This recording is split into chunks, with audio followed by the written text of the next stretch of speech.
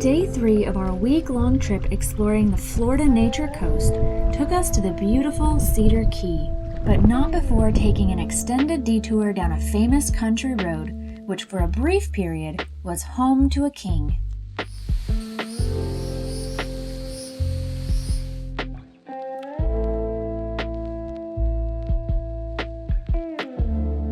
Join us on this day of exploration as we paddle to an uninhabited island before arriving at our final island destination.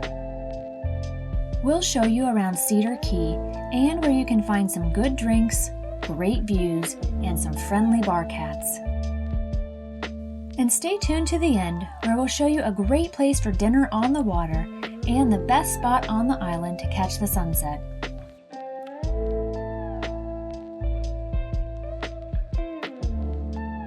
So we're on our way to Cedar Key, but we're gonna take a quick detour to drive along Follow That Dream Parkway.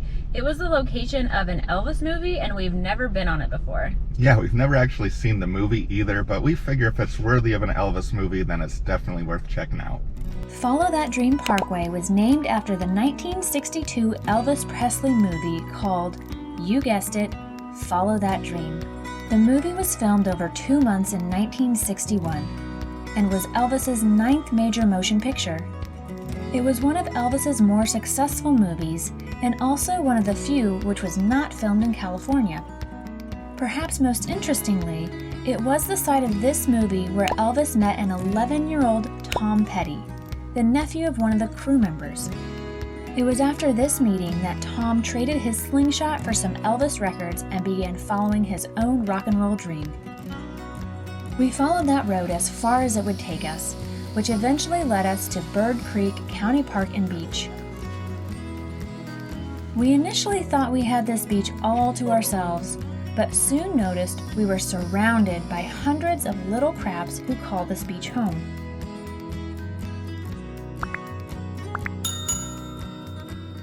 So we followed that dream all the way to the end of the road, but apparently now Skylar has a new dream for today. And that new dream is to paddle to that island. So I guess we're gonna give it a try.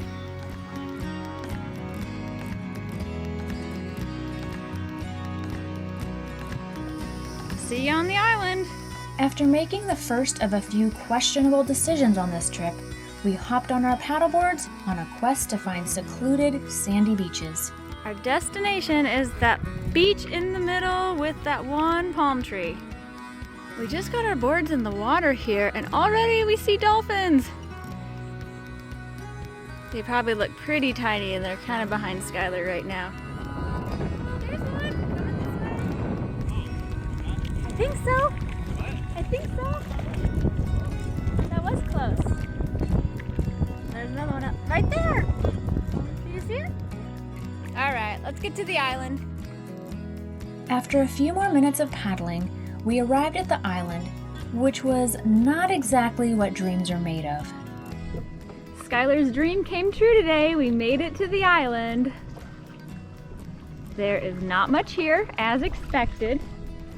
Pretty rocky beach, but that's okay. Still pretty cool to hang out on a secluded island. The tide is coming in right now, so the sandbar around here that we were originally planning on going to is underwater.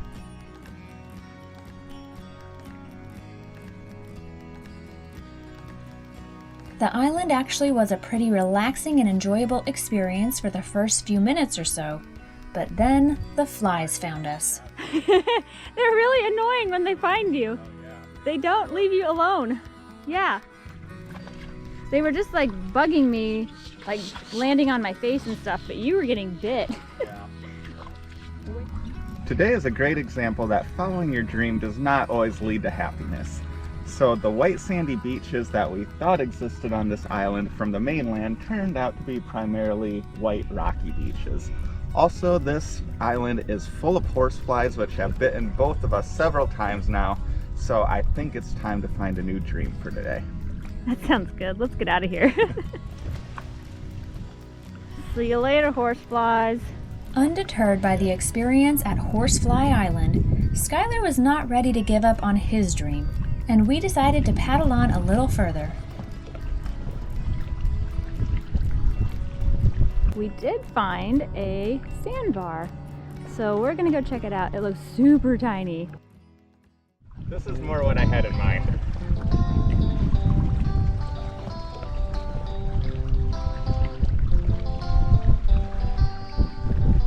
We found the sandbar to provide exactly what we had been missing on the island.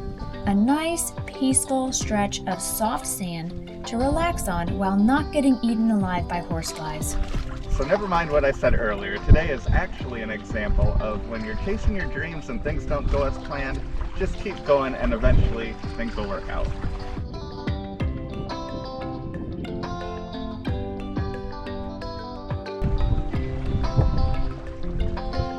So the tide is still coming in. We are already underwater where we pulled up our boards. That's all right. We've got other things to do today, so we're gonna head on out.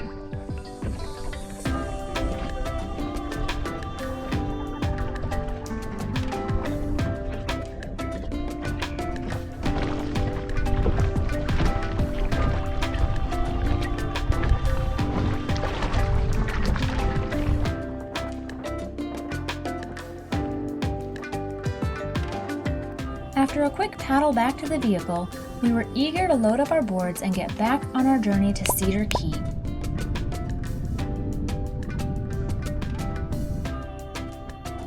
On the way, we passed over the Withlacoochee River on the Bird Creek Bridge, a location which was featured prominently in Follow That Dream, and where a 5-acre sand beach had been constructed for the movie set. Hey guys, so our detour that was supposed to be a short little drive ended up being a couple-hour paddle adventure. But I think we both agree that it was worth it. We're back on the road now, headed to Cedar Key, so we'll see you there. After about a 50-minute drive, we couldn't have been more happy to find a Tiki bar sign on the side of the road as we arrived on Cedar Key.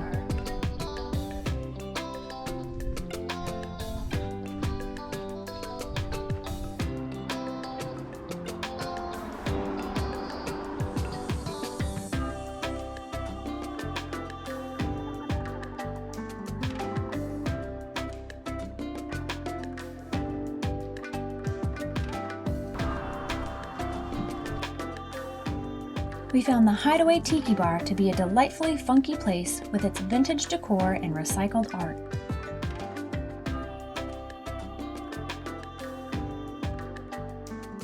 We soon found out that the bar was known for their mojitos with freshly grown mint and their Bloody Marys, which are basically a meal in a glass. We ordered one of each and enjoyed them both immensely.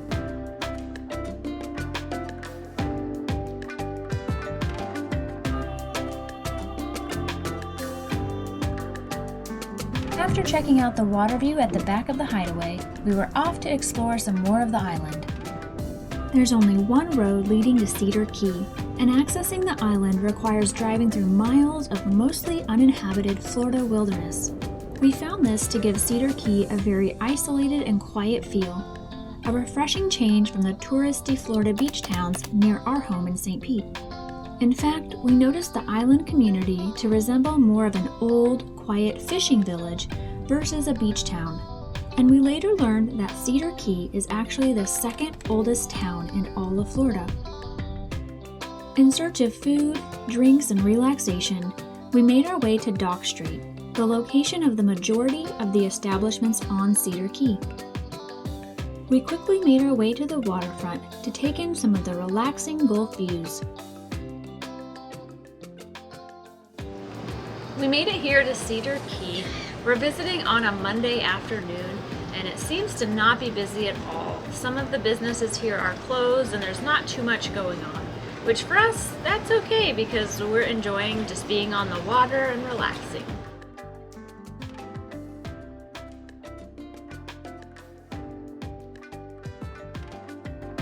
After taking in the relaxing views, we did a little exploring of Dock Street. We found the waterfront area to be artsy and a bit quirky, Looking good. with plenty of old Florida charm. Our love of Gulf views, cheap drinks, and cats drew us into Liam and Maddie's, which advertised all three just outside of its front entrance. and we were happy to find all 3 of these, plus a good selection of local beers.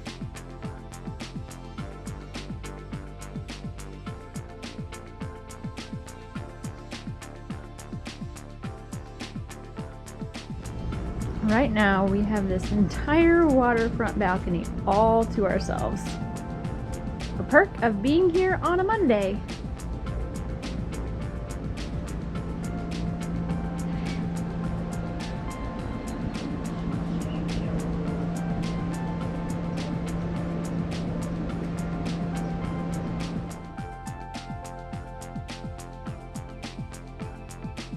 After enjoying our drinks in the company of a couple pretty cool cats, we decided to take a quick walk out to the pier before grabbing some dinner.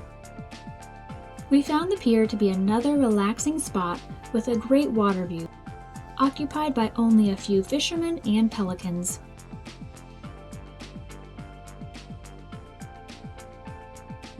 Next up was dinner, and Skylar was set on finding some fresh Cedar Key clams.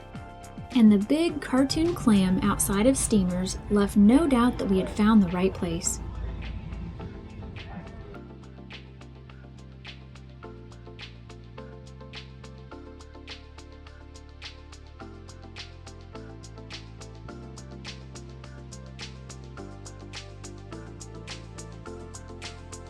We were thrilled to find waterfront seating where we enjoyed watching the seabirds fly as we waited for our order. What do you think about our spot for dinner? Could be worse. It's pretty good, right?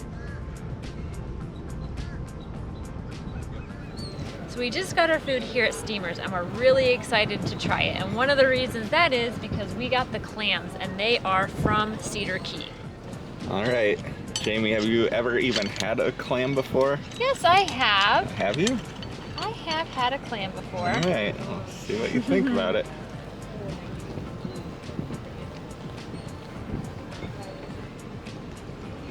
It's good. The food was worth the wait, as the fresh Cedar Key clams were every bit as good as advertised.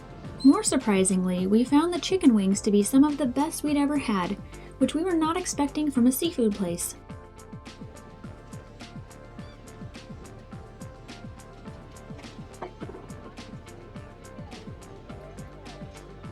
After dinner, we were full, exhausted, and ready to head back to Crystal River.